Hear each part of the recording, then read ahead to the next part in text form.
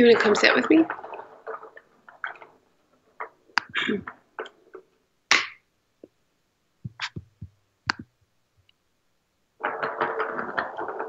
Come on down. Come on down to Portland Town. The pea is yellow and who is blue.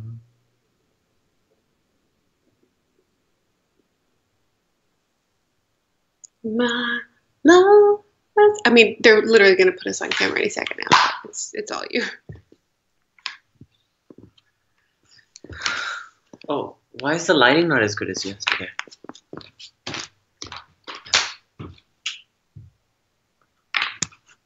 Is that better for that ass? Mm-hmm.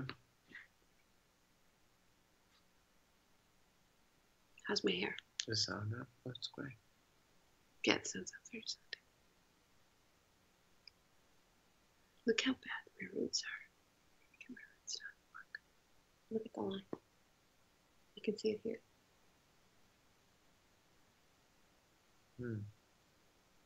That's how long it's been since I've gotten my hair done.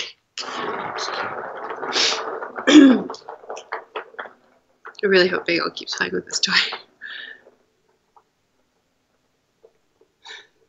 Look at her. She goes to different angles for it. So like right now she's there, and then she moves the other.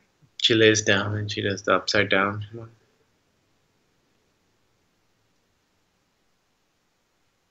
Hey girl, impossible, but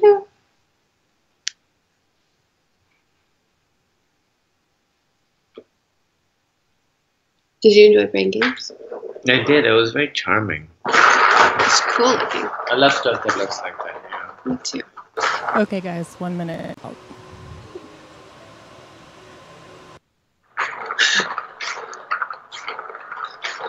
I don't know, that memory dancing was pretty hard. Well, the Digitville one where that had the trick questions, they were all basically trick questions. How far does he have to walk to get into the? How far can he walk into the woods? Only halfway. Only because he's walking out of the woods. That's bullshit. When you're a kid, that blows your mind. Yeah, but fucking don't try and trick me. That's what that whole Digitville, that whole thing was, just trying to trick kids. And I really respected that. I was like, It's okay, really easy. I'll learn. Okay, I'll learn, and then next time you won't best me. Like I should get off this phone.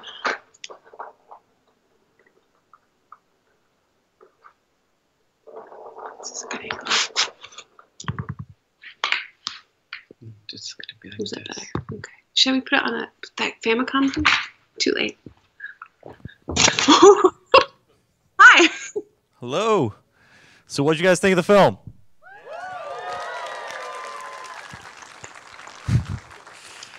All right, please welcome to the screen co-writers and star Camille Nanjiani and Emily Gordon.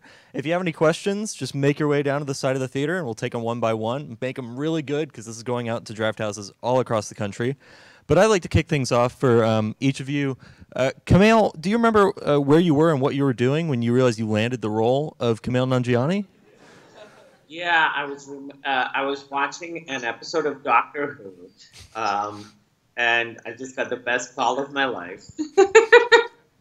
And Emily, how did you feel when you realized the production was going in a different direction for the character of Emily Gordon? You know, I was heartbroken, but I did not do well at the audition, so I get it. I mean, she fucking tanked the audition. I didn't know my lines. I was nervous. I kept calling him Kumar. There was many things going She on. did a very strong Boston accent for no reason. When it comes to doing something that's so steeped in your real life experience, you know, how do you balance doing take after take of some of the most intense days of your life, and in what other ways working on the script do you look at a moment and go, this could use the perfect 9/11 joke right here? I think every movie's better with the perfect 9/11 The problem is there are very few perfect 9/11 jokes. Most honestly, I don't want more 9/11 jokes to come out of this movie. No. You know what I mean? Like, No. I think we did. We have a good one. I think we have a good one. It took us 16 years to get to this one. But was it hard for you to do take after take? Yeah, I mean, there are certain scenes that were harder to do than others, obviously, and the hardest ones doing take after take. What the good and bad thing was it was low budget, so we didn't actually get to do a ton of takes of anything except like we sort of picked a couple scenes that we were like, all right, these scenes will give them extra time, but everything else we would do. I don't think we ever did more than like 3 or 4 takes, except for the meltdown scene on stage, which yeah. Was the one you liked doing the least. Yes. Emily, what do your parents think of being portrayed by the likes of Holly Hunter and Ray Romano, who are fucking terrific in this movie? Aren't they amazing? What my mom now unfortunately famously said was, Holly Hunter is prettier than me, but your father is more handsome than Ray Romano. And I shouldn't have told Kumail that. And I shouldn't have told Ray Romano.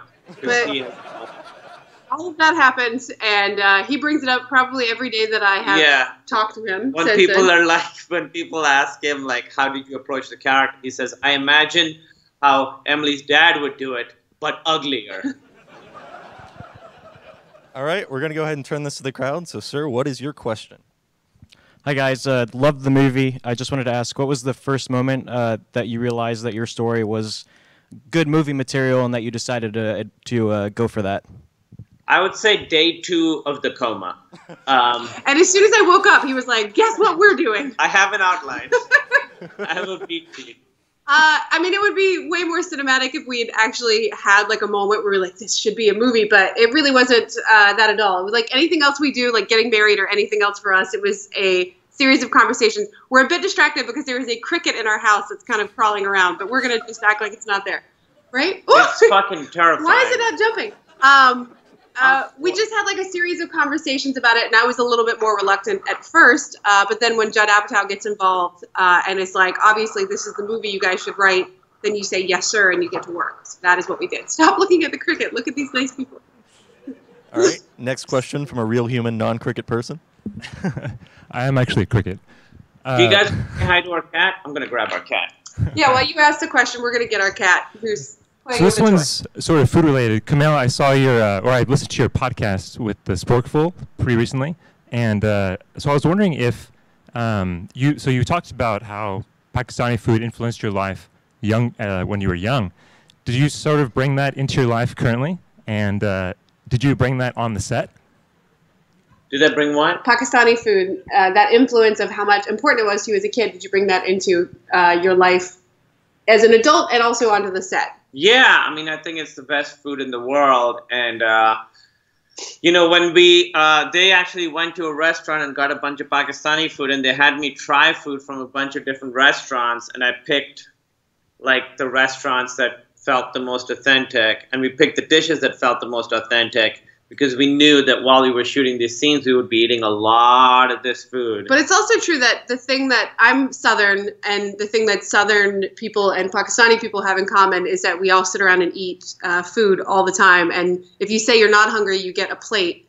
And if you say you're really not hungry, you get like at least a couple of fried items to eat. So that was just something that I think we had in common that kind of helped to bring us together, is that both our families like to sit around and eat food a lot. Yeah, you guys still have the Pakistani menu, right? Correct.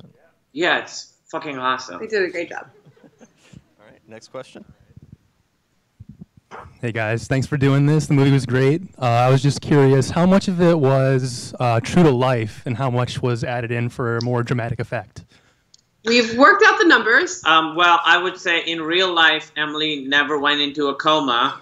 And in real life, I'm white. So we really did a lot of... You love that joke. I do. It's a good one. We started the first version of the script was just the exact events as they happened. And it was very long and would have made a terrible, terrible movie. Because for the most part, you're just kind of sitting around waiting. It's kind of upsetting. And we wanted the movie to kind of feel like us and have like emotional truth. But we also wanted to have like fun scenes in it. So like... the scene in the comedy club where Holly Hunter kind of comes to Kumail's rescue, it's based on stuff that's happened to me, but her mom... Well, it's based on heckling that's happened. But yeah, nobody came to help me. Nobody's ever come to help. It was just me. And, we did whatever we could to kind of turn up the volume and turn up the drama. We changed characterizations of people. So if you did like an elevator pitch of the movie, it would be the exact story. Like all of that stuff would be true, but then all the stuff in between we kind of twerked with. Yeah, we twerked with a lot of. We sort of started from fact, and then we sort of twerked to fiction. We twerked it just to increase the drama. I'm a You know, writer. we really wanted to. We just wanted it to be entertaining, so we kind of really twerked the details. I would say it's 65% true. 60 to 65% true. Yeah. Mm-hmm. All right, next question. So he actually stole my question, but I have a specific question about that. When she was in a coma, you said you told the nurse that you noticed that she had limped a little bit. Was that actually true? Like, was it because of you that they figured out what was wrong with her? Because you didn't really play that up in the movie. Like, Well, I mean, some people call me a hero. I don't think I can't argue with them because factually, I guess I would be the hero. But stop! I mean, in a way, you could say I saved your life, and you've never really said thank you. I think I've said it a couple of times. That is one part that's absolutely true, is that I had what I thought sprained my ankle before going into the hospital, and then when I'd been in the hospital, I'd been in the coma for a few days, my ankle was still sprained, and so that information was kind of what they needed to bring on a specialist. So that, and we had different versions of the script where that was really played up, and that was like, oh, Kumail saved the day, and then we realized that all of that would seem kind of make Kumail seem like a little bit of a jerk. He's now putting our cat away because she is very excited and is attacking us in her excitement. But anyway, so yes, that was absolutely true. But we thought playing that up would feel too much like a movie and make you look like I mean, that's an aspect of it that we really, really talked about because, when you're writing a movie like this, the main issue is that the people in the movie can't really do anything to fix the problem. Every movie is about there's a problem, and then the protagonists, through their journey, fix that problem. With this movie, with the medical movie, we're not doctors, so we can't really fix that problem. There was one version of the movie, of the script at one point where Kumail finds a doctor who's like a flashy, like Dr. Oz kind of doctor. That's right. And he somehow brings him in and God. convinces him to come and fix Emily, and he like swoops in like House and fixes Emily. I'm so glad we didn't do that. Yeah, gross. Emily, what is your actual stance regarding giraffes? I'm pro. I'm pro. I'm pro. They don't make any sound. They're silent. Yeah. And that's the thing, we never talked about whether or not I like giraffes, and that's probably true in real life. We'd not talked about it. Only one person has asked since watching the movie, so how does Emily feel about giraffes? And we say, none of your damn business. There's some lines we won't cross, you guys. Next question. Thanks so much for sharing your story with us. It was awesome. Is there real YouTube footage of you bombing stand-up while Emily was in the hospital? No, but I really was doing stand-up every night while Emily was sick, and I really ruined a lot of dates because I was like, I don't want to be home alone. I'll go do a show. And I would get on stage and I would be like, guys, full disclosure, my girlfriend's in a coma. She's going to be fine. I think she's going to be fine. Anyway, here's my burrito material. Anyway, here's material about burritos, and people would be like, hey, it's a Friday night. You're really bumming us out. Hopefully there's no, because there weren't really, back then there weren't like cell phone videos. People would have been taking cell phone videos of you probably. Yeah. You also had several dates booked. It was also so awkward that people didn't really want to. That's true. Yeah, what were you going to say? You were supposed to open for Zach Galifianakis, and one of the things I remember upon waking was that I was like, oh no, I messed up your opening gigs for Galifianakis. And what you said was, no, I still did one of them. No, I didn't. You didn't do any of them? No. I thought you did one after I was awake. Yeah. Weeks later. Yeah, I was supposed to go on tour with opening for Zach Galifianakis, and then I didn't go because, again, I don't call myself a hero, but... And I'll say, and this is something I've never said anywhere before, but when I got to meet Zach, I'd never met him before, and when I met him after getting out of the hospital, there was this huge room of people, and he was like, everybody wanted to talk to him, and he ran over to me to hug me because he was so happy. He'd heard about me through Kumail and was so happy that I was okay. And that was how I met him. And it was really touching that he, like, yeah. It's a good Zach Galifianakis story. Next question. Hey, guys. I am so impressed that you are in a relationship and are also such great creative collaborators. I'd be curious to just hear a little more about your process as you're working together on something like this and how you manage to avoid wanting to divorce each other. We have set up ground Very rules. direct question. we had kind of worked together on a couple of things before, on a podcast and on a stand-up show. Yeah, we as a hadn't done TV any show. creative work together per Well, se. they're a TV show. Yeah, I but guess anyway. it was, yeah. But so the first thing we kind of realized, the fights we were getting in at first were because we would get into a room with like other people, and I would be expecting that my husband should have my back in the room, and any idea I come up with, he should be like, "What a genius idea! You're an amazing human." But my coworker Kumail gets to disagree with my ideas, and vice versa. That makes we were disagreeing with each other all the time. But that was a big adjustment I think both of us had to make, was that we don't automatically back each other up when we're in a room, because we both have like ideas about how stuff would work. And so getting that into our heads, I think was really important for me, at least. So that was how we started. And then we also worked separately while we were writing. So we were in the same house, but in different rooms. And we wouldn't like talk. We wouldn't like yell at each other from across the house. We would like email or Sometimes we would. Yeah.